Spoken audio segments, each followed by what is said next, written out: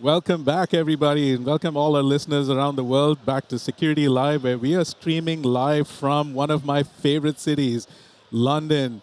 And as you can see behind me, this is the AWS Partner Summit that is going crazy right now. A lot of people, and it's fantastic to be here. And if you're just joining us, this is a show Security Live is all about talking about security trends, and we'll also be talking to some of our incredible partners as we talk about some of the latest developments. My name is Gilson Wilson, and I'm a partner specialist in our Cloud Foundations team here at AWS. And I lead initiatives globally like our Secure and Resilient Migrations Initiative and also a security competency across all of our global system integrator and global system integrator and ISV partners. And with me, I have one of my favorite co-hosts. Well, thank you, Gelson. So my name is Jacob Abbott, and I lead our partner specialist for cloud operations and resilience. So cloud ops is the observability realm, governance, cloud financial management, compliance, and auditing. So together with security, we're doing a lot together with our partners and driving specialist motions, go-to-market. And I'm excited to be here in London as well, one of my favorite cities. And we are joined today by Bharat from Trend Micro. I'll pass it over to you. Thank you, Jacob. Really excited to be here. Hi, everyone. I'm Bharat Mistry. I'm a field CTO here at Trend Micro. So I've been with Trend for just over 10 years in various different roles, but in the last 6 months, I changed teams from a field engineering team into more of a field CTO team, really kind of connecting what we do at a product management level with customers and really kind of getting that synergy kind of in line with customers' needs and pains and making sure our solutions kind of deliver value to them. Yeah, and that's fantastic, Bharat. Thank you so much for being here with us. I know it's actually pretty noisy out here right now, and so hopefully we're getting across to all the people out there. One of the things recently, I think this was like something that was launched yesterday was Trend Micro.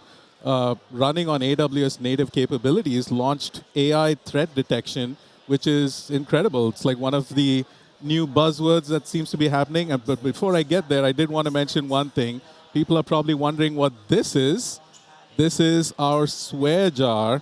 And essentially, if any of us, and for all of you on YouTube, feel free to catch us by sending in comments and telling us if we do. Any of us mention anything like an acronym without expanding on it, or if we bring up a security concept that it might be complicated and we actually want it to be simplified for our audience, just our wide personas of audience that we have, then you need to put in one of these coins into the swear jar. Gotcha. And just given where we are, that is actual gold. My God. $3,000 an ounce right now, as far as I know. now we did omit AI. We did omit AI. The rules were, say, if it was AI, we do not have to put in a swear jar. That's right. And I'm going to put in one just in case, because... Oh, you're preloading the bank. I'm preloading the bank just in case. I'm going to have to. All right, here we go. Preloading more. Oh my God. Right. Oh, we're in trouble. So one of the things we wanted to talk about, Bharat, was obviously AI and threat detection. But can you tell us a bit more about Trend Micro in general and all? Because Trend Micro has been an amazing company for several years now, and it has been. And given how the security space has constantly been innovating, it's important to stay ahead of trends. And so how has Trend Micro been able to do that? And what are some of the new things that you would like to talk to us about? So one of the, I suppose, the crown jewels for Trend Micro, certainly over its 30-year history, is the threat intelligence that we provide and the sources of that threat intelligence as well. We have a very broad community, so we have internal threat researchers that are looking at near-term stuff that's happening right now, but we also look at long-term as well. And then with the acquisition of Tipping Point that we made a few years ago, we also took on board the zero-day program. And that brought a wealth of capability and knowledge.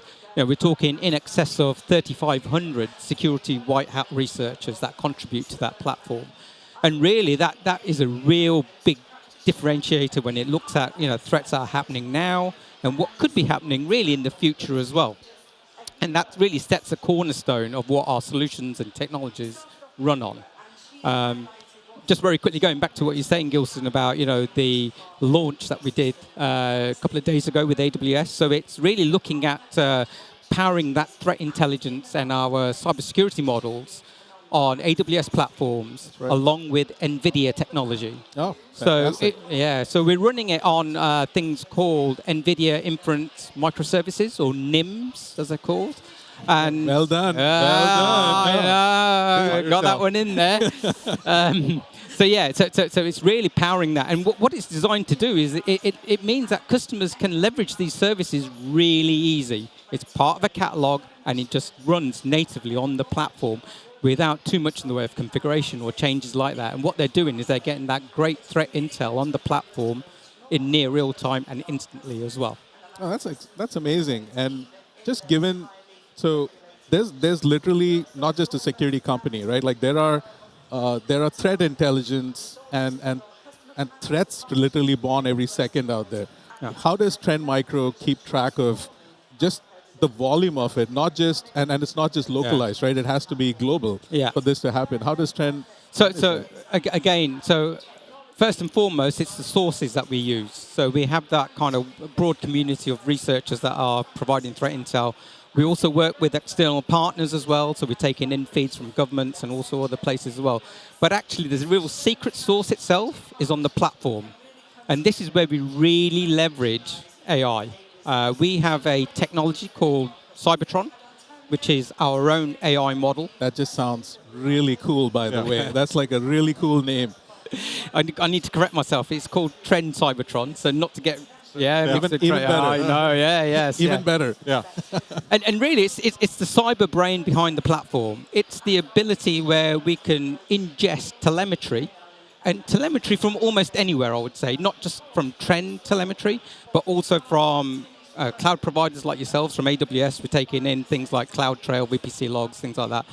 And we put that through a normalization, and then we apply our smarts through machine learning and through inference models to understand what's going on. And we can literally take, what could be hundreds and thousands of alerts, marry them down into what we call observed attack techniques, OATs, and then we further reduce them into workbenches. And these workbenches could be maybe 5 or 6, which really then focuses a security team into taking this directed action to get some outcome. This is what really matters. So how does that come out, right? You're getting all of this threat intelligence, you're getting all this data from like CloudTrail, et cetera. How do you present that back to the customers? What does that look like? Oh, yeah. So again, on the platform, we have this capability of knowing who the personas are. Mm-hmm. And so based on your persona, it's essentially a single pane of glass. But the information shown on that single pane of glass is based on the persona that you're on. So, for example, a SOC analyst will want very detailed information. So you're getting all the raw telemetry, you're getting kind of very specific information about the IOCs that are present, what you're looking for, the signals that are there.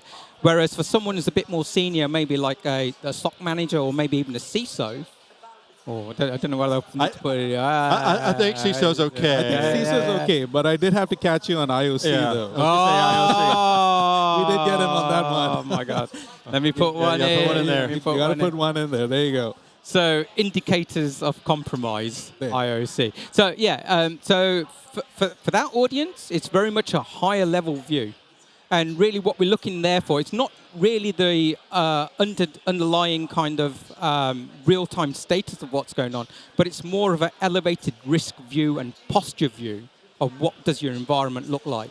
And really, this is the basis what we use for communicating out to other stakeholders in the business as well. But the key thing is it's this single pane of glass. You're not having to hunt around from different screens to get that information. And the second bit is it's a single source of truth. We're collecting all the telemetry in our data lake, and we're presenting different views of that data based on the audience and the persona that we're looking to map. And I think one of the more interesting things that we see nowadays, and just for our audience, telemetry essentially can be log data that's residing across different devices, systems, applications, etc., being pulled into like one system. And I think for the longest time, we've always seen islands of these types of information, and having that single pane of glass, which is presenting different types of information based on persona is actually a very cool thing. Yeah. And this actually ties in really well with like observability overall, just based on where you get these signals from, because they're not necessarily only from security and security applications and security products. Right. Yeah. I mean, observability is bigger than just security telemetry, right? 100%. You got to pull in data from everywhere. He already said CloudTrail.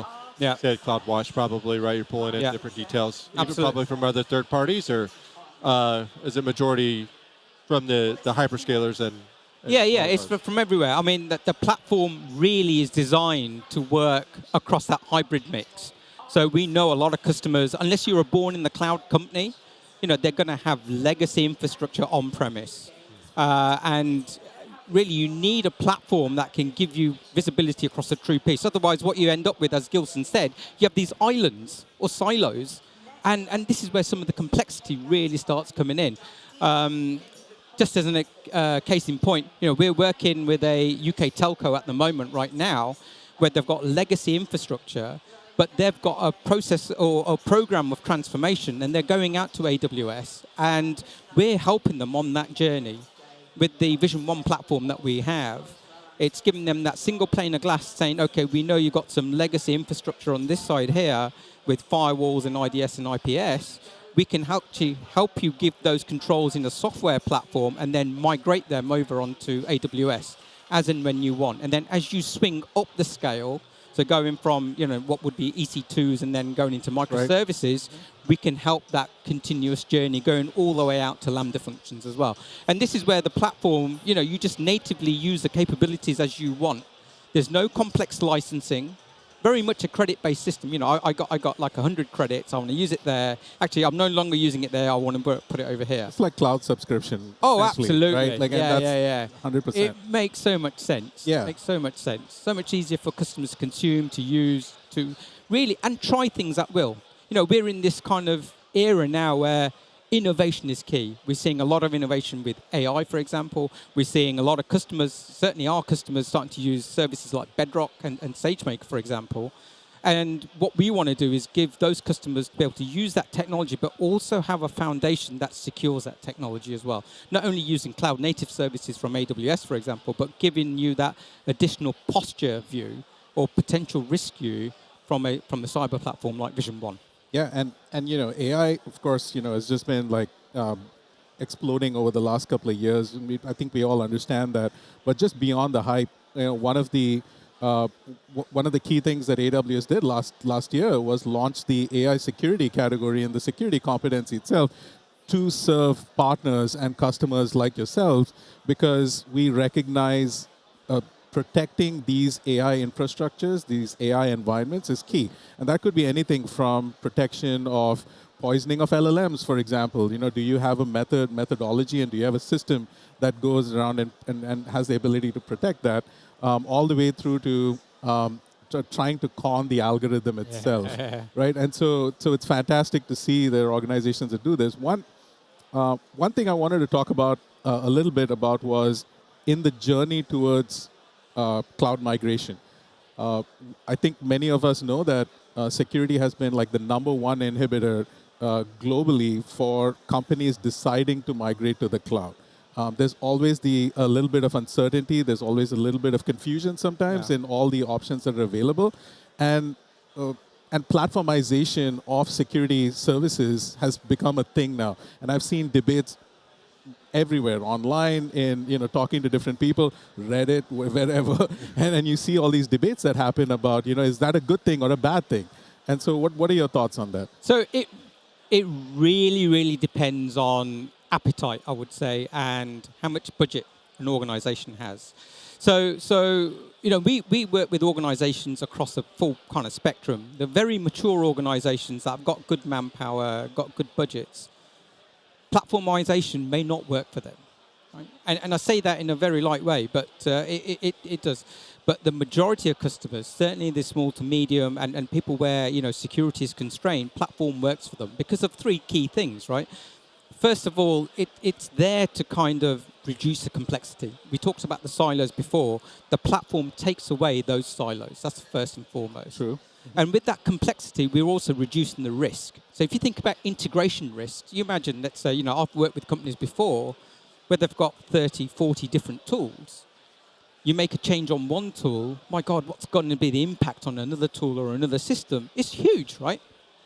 And then the uptake, the maintenance cost is massive as well. What the platform allows you to do is actually get your knowledge base in a single set, so you're not having to learn multiple different technologies. You need to learn the concepts, obviously, but the technologies aren't different.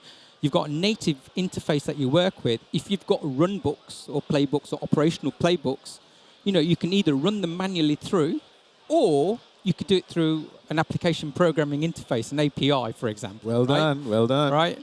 And you can run them. And this is where the platform really helps, because we're in that era now where automation is key. As you do on the AWS platform, we see the same on a security platform like Vision One. Automation of those basic things has to happen to give that security analyst some breathing room to focus on what really matters. The key parts of the platform also is visibility. We talk about the silos. How do you get a true picture across what could be email, endpoint, network, cloud, and data center? It's really difficult. The platform, because it ingests that telemetry from all these areas, gives you an idea of what's happening across the whole piece. And then from there on in, it's about, well, if I can see that, I can then start making some inferences around, actually, what does my exposure look like? Because once you understand the exposure, you can then start to look at the risks that are posed and then do some prioritization around it. The biggest problem I see with organizations is, okay, we can understand the risks, but not knowing where to start from. They might have 100 things, and they pick, they're kind of finger in the air thinking, I'll go for that one first. Yeah. And that could be the wrong thing. It could be something that's 99 down on the list that should be right at the top because it's going to have the most business impact. Yeah. And so that's where the platform really helps. And then giving you some mitigation, I wouldn't say instructions, but mitigation capabilities. And those mitigations could be either technology that we have on the Trend platform itself, or it could be capabilities on AWS. So it could be, for example, setting firewall rules, or it could be saying, actually, we might use AWS WAF in conjunction with this technology here to kind of mitigate that risk. So would it be fair to say that it's essentially taking all of this telemetry, and then the single pane of glass has the ability to prioritize that based on personas for? So if I'm a SOC analyst and I'm seeing thousands and thousands of alerts, this essentially tells me, here's the 10 that you truly need to focus on. And going back to what you said, it sounds like it's inserting remediation options, I should say, in terms of what, here are things that you could potentially do as next steps as well. Yeah, absolutely. And it gives you an idea of kind of, these are the steps we recommend. Certainly, one of the capabilities, for example, in our cloud posture security management module, if we see a misconfiguration, it will give you a guided walkthrough, and it will give you a script as well that you can then kind of run and push through. Oh, that's fantastic. That's the idea, is to make, really what we're trying to do is make this the analyst's life as simple and as easy as possible. And it's also about, going back to one thing I forgot to mention around that visibility piece is also key. We're kind of seeing, we're in this era right now where cybersecurity has always been about reactive. It's kind of, reacting after the event. We're actually changing that dynamic to be proactive. If you can get ahead of the curve, you can do something about it before something's happened. Now, I'll give you a good example of this, right? So we were working with some local authorities in the UK. They have our Vision One platform, and they use it purely in a reactive nature. So they see alerts and they respond to alerts and that thing. And one of our sales engineers kind of went to just a quick health study and just see how the platform's doing. Yeah, it looks all good. But we brought a new capability out last year, and it's just changed its names, but it's called Cyber Risk and Exposure Management, or CREM. And we flipped this service on. And this service takes in information from external threat intelligence, gives you a view of your external attack surface and internal attack surface. And within seconds, it lit up like a Christmas tree. This one customer, they saw 30 accounts that had been exposed on the dark web. And so within seconds, they quickly ran through a process of resetting all the passwords associated with those accounts. Without that technology being in place and that visibility, God knows what would have happened. No, that is fantastic. I think one of the one of the things that we've seen, especially in my time of being in strategy security consulting, has been large banks, for example, right? Like you would expect in our security operations center about 3 billion plus events. They're not incidents, right? But they're events that used to be recorded over time. But it's incredible to see how technology has grown since then to actually mitigate it down to a few priority ones where you actually have to take action on.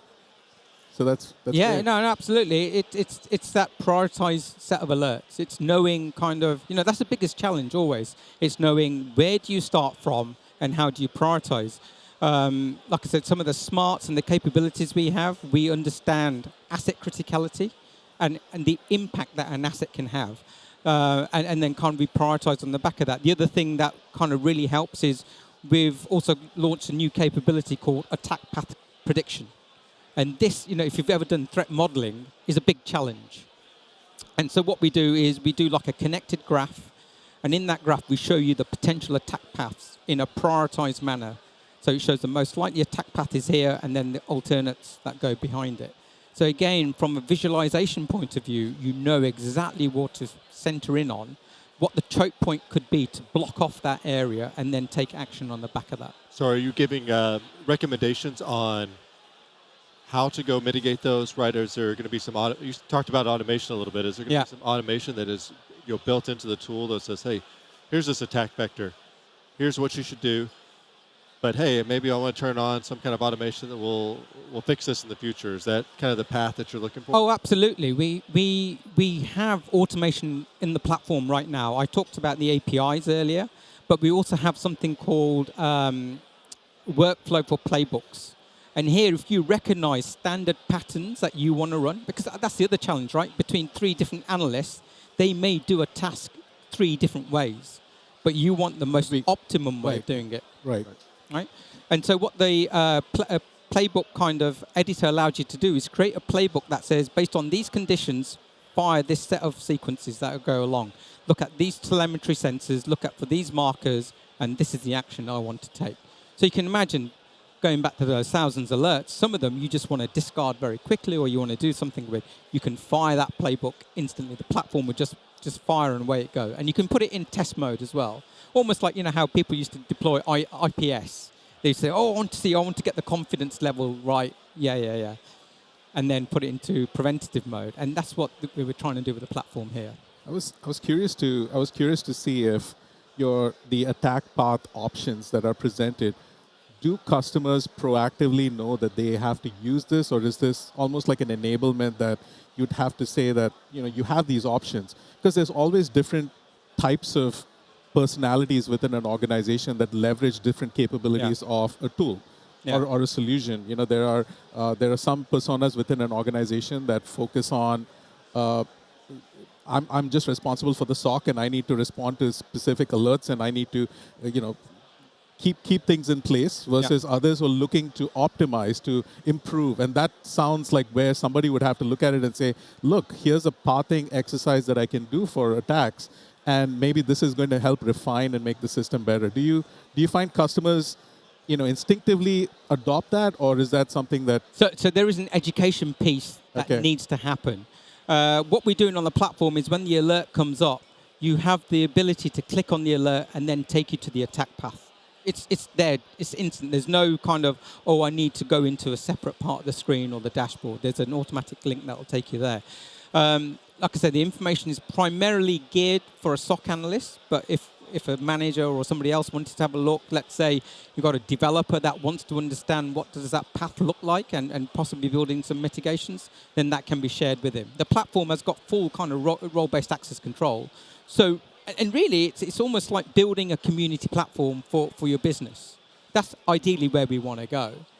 So it's not just the security team and the kind of direct kind of security leadership, but also business unit owners that can also peer into the platform to get a view of not only their application, but the exposure that sits around it as well. Excellent. So Bharat, we don't have much time left. What are you most excited for? Like, what does the future bring in the next 30 seconds? Right. For me, it's all about kind of the marriage between cloud service providers, companies like NVIDIA, that kind of marriage of artificial intelligence, where it's going, and how cybersecurity is on that journey to kind of make the whole thing glue together. I think that's going to be the nirvana of what happens next. Excellent. That is well put, Bharat. Thank you so much for Thank joining you. us today. Been a pleasure. And it's been a fantastic ride as an amazing partner of AWS.